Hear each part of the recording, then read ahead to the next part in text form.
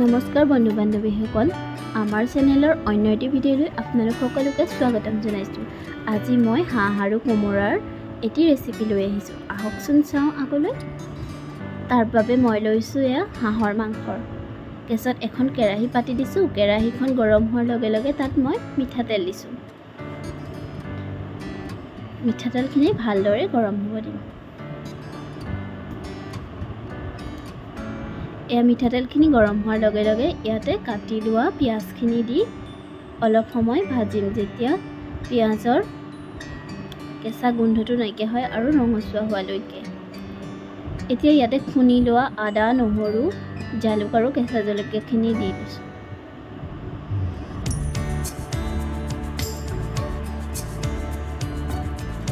এতিয়া দিছোঁ এচামুচ জিৰা গুড়ি, হালধি দিছোঁ আৰু সোৱাদ অনুসৰি নিমখ।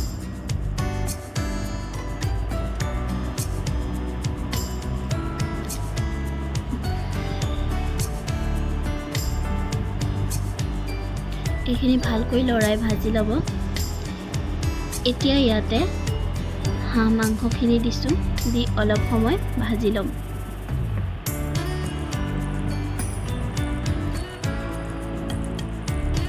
মাংসখিনি ভালকৈ ভাজিব। চাব, হাঁহে নিজৰ পৰা তেল উলিয়াই দিব।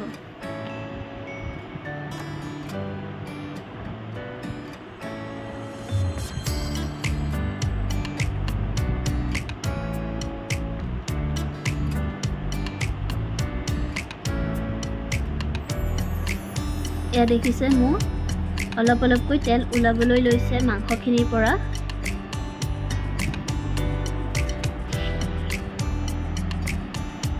আৰু অলপ সময় ভাজিব লাগিব মাংসখিনি।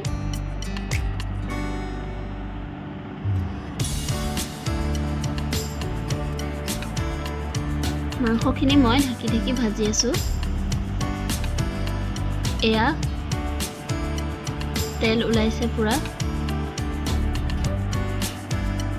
আকৌ অলপ সময় ভাজি ল'ম।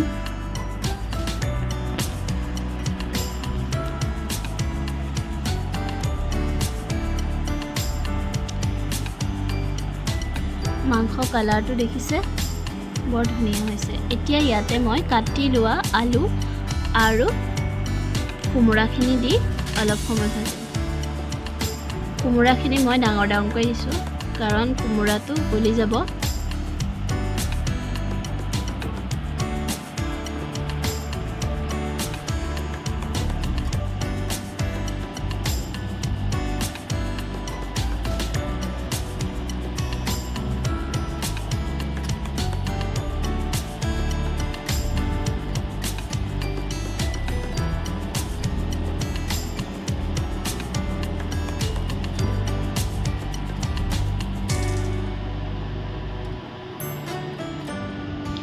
মাংসখিনি আৰু হাঁহ, কোমোৰা আৰু আলু প্ৰায় সিজিছে, আৰু অলপ সময় ভাজিব লাগিব।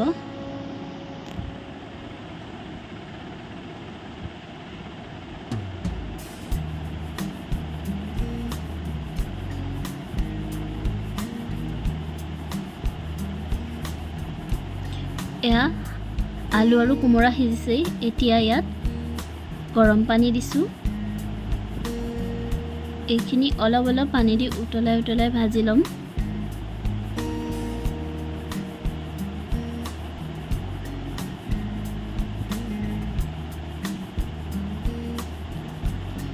এয়া মাংসখিনি মই আৰু অলপ পানী দি উতলাই লৈছোঁ।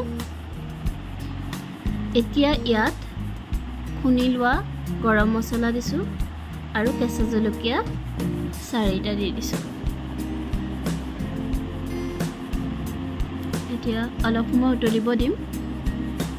এয়া চাওক, হাঁহ কোমোৰা ৰেচিপি মোৰ ৰেডি হৈ গ'ল। এয়া দেখিছে, খুব সোৱাদ লগা হৈছিলে খাবলৈ। আপোনালোকেও চাবচোন বনাই, আৰু কেনেকুৱা লাগে জনাব।